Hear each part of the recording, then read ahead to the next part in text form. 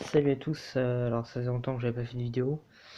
J'ai reçu un colis et je vais l'ouvrir. C'est hyper bien emballé, je suis pas du tout doué pour ouvrir les colis. Bon bah voilà, à la guerre comme à la guerre.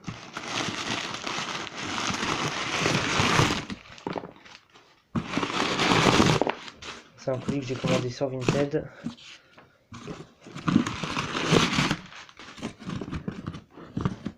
Ah bah ça va pas sortir. Mince, mince, mince.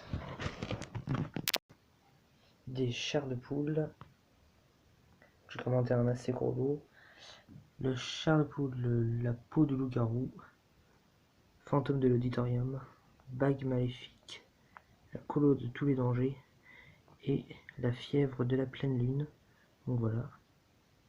Des numéros donc de ces livres d'horreur jeunesse que je n'avais pas cela, et un livre du même auteur, R.L. Stein, de la collection plus petite aux portes du cauchemar, Esprit es-tu là.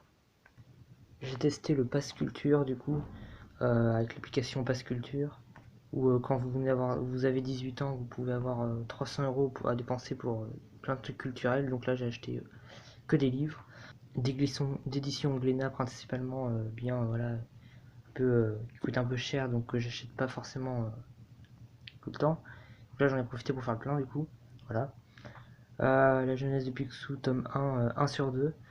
Donc voilà, j'avais pas mal, presque toutes les histoires, mais version Picsou Magazine et tout. Donc là c'est vraiment hyper complet, hyper bien colorisé, bien traduit, avec des articles et des dessins et tout.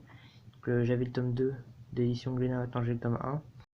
Mickey Mouse, toute l'histoire, édition Taschen, hyper complet, environ 500 pages, illustré, argumenté avec des modèles sheet et tout, donc de 500 pages sur toute l'histoire de Mickey. Donc vraiment un truc qu'il ne faut pas passer à côté, vraiment. Ça coûte assez cher, je crois 25 euros, donc ça valait le coup avec le pass culture. J'ai pris ces 3 tomes donc, de l'intégrale de Floyd Crawfordson, donc le dernier, le tome 3, 4 et 6. 6 qui contient, je vais pas le déplier, mais qui contient un protège couverture qui est le même dessin que la couverture, et que si on le retourne et qu'on le déplie complètement, on a un gag, tiré d'une histoire géante, donc géant dépliant, donc d'un gag de Floyd Gottfredson, donc de l'intégrale de Floyd. Voilà, j'ai pris ces 3 tomes là. J'en avais pas encore, voilà. Picsou, la fusée de la fortune, plus une ou deux histoires. Donc la grande histoire, Picsou, la fusée de la fortune, plus une ou deux histoires de Luciano Buttaro, donc, dont la fusée de la fortune qui est de Luciano Buttaro, cet auteur italien assez génial, que vraiment très bonne qualité toujours, bah voilà, les éditions Glénat quoi. J'ai pris les 2 tomes guide du Castor Junior. Alors il y a beaucoup de BD, hein, c'est pas que un guide, avec ces belles couvertures de Fabrizio Petrossi. Et il y a un peu de guide dedans, si je trouve, à des endroits. Il y a... Donc là on a messages secrets, donc pour apprendre à faire des messages secrets dans la nature. On a tout pour construire des cabanes, pour construire des trucs de jardin. Il y a vraiment tout, donc là voilà, tout plein de trucs de Castor Junior quoi. Pour être Castor Junior dans la réalité quoi, avec plein d'histoires assez cultes, récentes ou pas récentes. Donc le guide du Castor Junior, 1 et 2, vraiment très beau. Michael Starr, un tome qu'il ne faut surtout pas passer à côté. Euh, Comme on le voit sur la couverture, chaque page est faite par un auteur différent. La première page et la deuxième page qui mettent en contexte un peu toute l'histoire sont faits par le grand auteur italien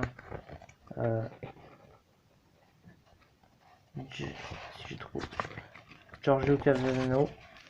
Donc en fait il entre dans l'attraction Les Mille et une portes qui lui font entrer dans des mondes, qui lui font voyager, et à chaque fois il a l'apparence que lui donne un dessinateur, Disney ou pas d'ailleurs, euh, des Français de chez nous comme d'autres. Voilà, donc c'est une production française qui est assez sympa. Voilà, on va voir plein d'auteurs. Celui-là je le trouve magnifique. Voilà. Et ce qui est bien, c'est que c'est français, ça a été donc après publié dans d'autres pays. Ça c'est cool. Voilà. Thierry Martin, Guillaume Bouzard, Jean-Louis Munira et Fabrizio Petrossi. Vraiment magnifique. Donc dans le style de Mickey à travers les siècles, l'autre album qu'a fait Fabrizio Petrossi. Alexis Nesme, vraiment magnifique, les couleurs et tout. Pyrrhus, donc Michel Pyrrhus, c'est le traducteur des bandes dessinées du journal de Mickey en ce moment, donc il traduit. Là il a fait avec son style rigolo, Mickey. Voilà. Jean-Philippe Hérault, Boris Miroir, Massimo Fecci, super culte celui-là. Florence Setac, Gaudi, donc de Ducobu. Voilà, plein d'autres. C'est un super, vraiment super album.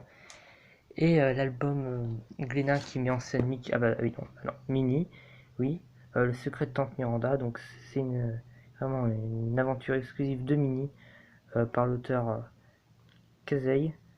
Et vraiment c'est une super aventure sur les traces de sa tante Mérida. Voilà, une histoire enneigée, vraiment super, de Minnie. Franchement, pour ceux qui ne connaissent pas encore, je vous conseille le Pass Culture, c'est vraiment super. Voilà. Après, hors Disney, j'ai pris Astérix, la fille de Vercingétorix, le tome récent sorti en 2019. Le dernier, Les Schtroumpfs, le village des filles, tome 4, le nouveau départ. Et le dernier, Boule et Bill, Bill se tient à carreau. Voilà. Vraiment, c'est génial ce Pass Culture. Pour faire de la pub, mais vraiment, c'est super. Donc, ça faisait longtemps que j'avais pas fait de petites vidéos, mais je vais refaire des vidéos bientôt, normalement. Voilà. A plus, abonnez-vous.